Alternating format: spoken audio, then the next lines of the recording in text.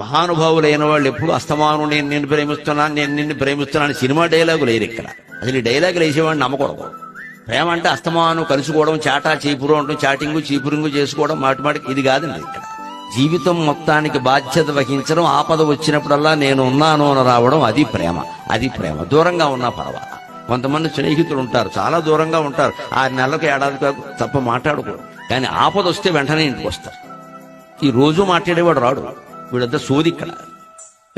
నాకు అలాగా మానవ సంబంధం ఇది కాదు, మానవ సంబంధాలు ఇక్కడ. ఆపదలో కాపాడినప్పుడు మానవ సంబంధం దేనికి పని లేక. మన బంధువుల్లోనే కొందరు ఉంటారు, అస్తమానం రాకపోవచ్చు, మనతో మాట్లాడకపోవచ్చు, కానీ ఏదో రోగం వచ్చి ఆసుపత్రులు పడ్డామని పరిగెత్తుకొస్తారు.